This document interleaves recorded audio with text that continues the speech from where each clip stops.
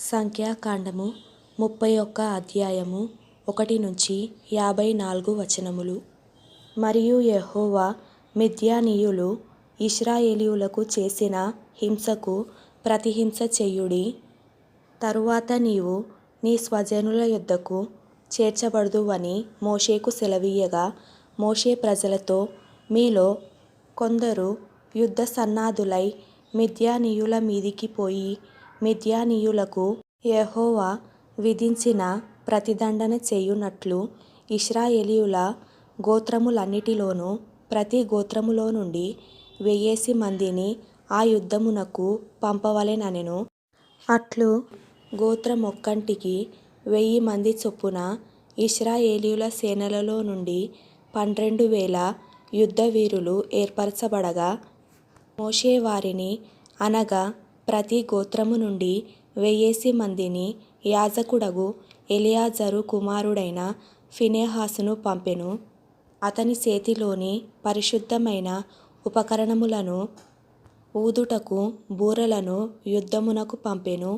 యెహోవా మోషేకు ఆజ్ఞాపించినట్లు వారు మిద్యానీయులతో యుద్ధము చేసి మగవారినందరినీ చంపిరి.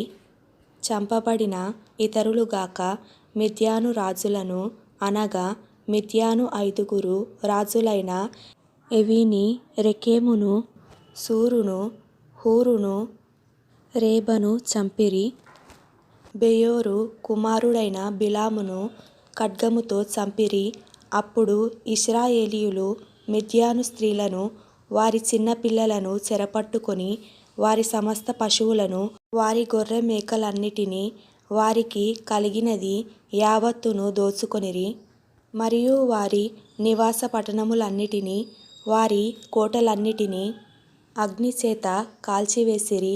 వారు మనుష్యులనేమి పశువులనేమి సమస్తమైన కొల్లసొమ్మును, మిద్యానీయుల ఆస్తిని యావత్తును తీసుకొనిరి. తరువాత వారు మోయాబు మైదానములలో యెరికో యొద్దనున్న యొర్దాను దగ్గర దిగియున్న దండులో మోషే యొద్దకును, యాజకుడైన ఎలియాజరు నొద్దకును, ఇశ్రాయేలీయుల సమాజము నొద్దకును చెరపట్టబడిన వారిని, అపహరణములను, ఆ కొల్లసొమ్మును తీసుకొని రాగా, మోషేయు యాజకుడైన ఎలియాజరును సమాజ ప్రధానులందరును వారిని ఎదుర్కొనుటకు పాళెములో నుండి వెలుపలికి వెళ్ళిరి. అప్పుడు మోషే యుద్ధసేనలో నుండి వచ్చిన సహస్రాధిపతులును శతాధిపతులునగు సేనానాయకుల మీద కోపపడెను. మోషే వారితో, మీరు ఆడువారినందరినీ బ్రతుకనిచ్చితిరా? ఇదిగో, బిలాము మాటను బట్టి పెయోరు విషయములో ఇశ్రాయేలీయుల చేత యెహోవా మీద తిరుగుబాటు చేయించిన వారు వీరు కారా? అందుచేత యెహోవా సమాజములో తెగులు పుట్టియుండెను గదా. కాబట్టి మీరు పిల్లలలో ప్రతి మగవానిని, పురుష సంయోగము ఎరిగిన ప్రతి స్త్రీని చంపుడి. పురుష సంయోగము ఎరుగని ప్రతి ఆడపిల్లను మీ నిమిత్తము బ్రతకనీయుడి. మీరు 7 దినములు పాళెము వెలుపల ఉండవలెను. మీలో నరుని చంపిన ప్రతివాడును, చంపబడిన నరుని ముట్టిన ప్రతివాడును, మీరు చెరపట్టిన వారును 3వ దినమున 7వ దినమున మిమ్మును మీరే పవిత్రపరచుకొనవలెను. మీరు బట్టలన్నిటినీ, చర్మ వస్తువులన్నిటినీ, మేక వెంట్రుకల వస్తువులన్నిటినీ, కొయ్య వస్తువులన్నిటినీ పవిత్రపరచవలెననెను. అప్పుడు యాజకుడగు ఎలియాజరు యుద్ధమునకు పోయిన సైనికులతో, యెహోవా మోషేకు ఆజ్ఞాపించిన విధి ఏదనగా, మీరు బంగారును, వెండిని, ఇత్తడిని, ఇనుమును, తగరమును, సీసమును, అనగా అగ్నిచేత చెడని సమస్త వస్తువులను మాత్రము అగ్నిలో వేసి తీయవలెను. అప్పుడు అవి పవిత్రమగును. అయితే పాపపరిహార జలము చేతను వాటిని పవిత్రపరచవలెను. అగ్నిచేత చెడునట్టి ప్రతి వస్తువును నీళ్లలో వేసి తీయవలెను. 7వ దినమున మీరు మీ బట్టలు ఉతుకుకొని పవిత్రులై తరువాత పాళెములోనికి రావచ్చుననెను.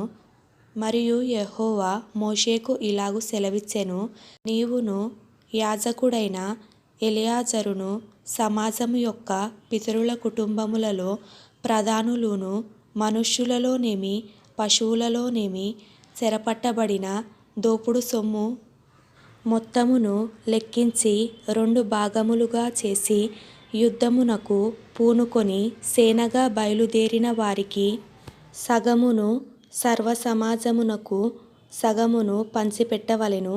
మరియు సేనగా బయలుదేరిన యోధుల మీద యెహోవాకు పన్ను కట్టి ఆ మనుష్యులలోను పశువులలోను గాడిదలలోను గొర్రె మేకలలోను 501 చొప్పున వారి సగములో నుండి తీసుకొని యెహోవాకు ప్రతిష్ఠార్పణముగా యాజకుడైన ఎలియాజరుకు ఇయ్యవలెను. మనుష్యులలోను పశువులలోను గాడిదలలోను గొర్రె మేకలలోను సమస్త విధముల జంతువులలోను 50 చొప్పున ఇశ్రాయేలీయులు సగములో నుండి తీసుకొని యెహోవా మందిరమును కాపాడు లేవీయులకు ఇయ్యవలెను.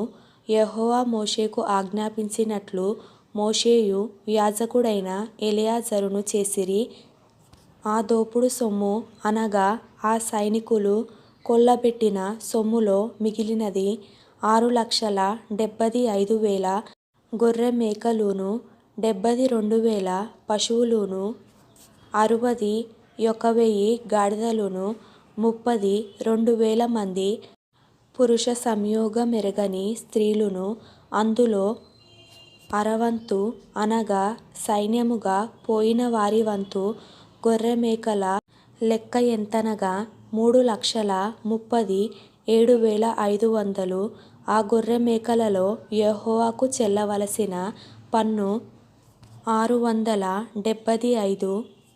ఆ పశువులు 36,000, వాటిలో యెహోవా పన్ను 72. ఆ గాడిదలు 30,500, వాటిలో యెహోవా పన్ను 61. మనుష్యులు 16,000 మంది, వారిలో యెహోవా పన్ను 32. యెహోవా మోషేకు ఆజ్ఞాపించినట్లు మోషే పన్నును అనగా యెహోవాకు చెల్లవలసిన ప్రతిష్ఠార్పణమును యాజకుడైన ఎలియాజరుకిచ్చెను. సైనికుల యొద్ద మోషే తీసుకొని ఇశ్రాయేలీయులకిచ్చిన సగము నుండి లేవీయులకిచ్చెను.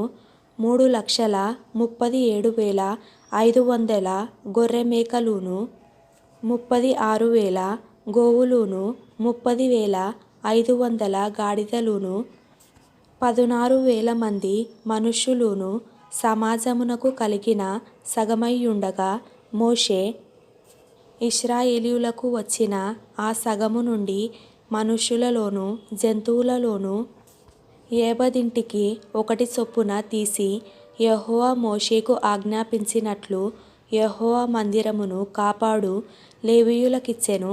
అప్పుడు సేన సహస్రముల నియామకులు అనగా సహస్రాధిపతులును శతాధిపతులును మోషే యొద్దకు వచ్చి, నీ సేవకులమైన మేము మా చేతి క్రిందనున్న యోధులకు లెక్కించి మొత్తము చేసితిమి. మాలో ఒక్కడైనను మొత్తమునకు తక్కువ కాలేదు. కాబట్టి యెహోవా సన్నిధిని మా నిమిత్తము ప్రాయశ్చిత్తము కలుగునట్లు మేము మాలో ప్రతి మనుష్యునికి దొరికిన బంగారు నగలను గొలుసులను కడియములను ఉంగరములను పోగులను పతకములను యెహోవాకు అర్పణముగా తెచ్చియున్నామని చెప్పగా, మోషేయు యాజకుడైన ఎలియాజరు నగలుగా చేయబడిన ఆ బంగారును వారి యొద్ద తీసుకొనిరి. సహస్రాధిపతులును శతాధిపతులును ప్రతిష్ఠార్పణముగా యెహోవాకు అర్పించిన బంగారమంతయు 16,750 తులములు. ఆ సైనికులలో ప్రతివాడును తన మట్టుకు తాను కొల్లసొమ్ము తెచ్చుకొనియుండెను. అప్పుడు మోషేయు యాజకుడైన ఎలియాజరును సహస్రాధిపతుల యొద్ద నుండియు శతాధిపతుల యొద్ద నుండియు ఆ బంగారును తీసుకొని యెహోవా సన్నిధిని ఇశ్రాయేలీయులకు జ్ఞాపకార్థముగా ప్రత్యక్షపు గుడారమున ఉంచిరి.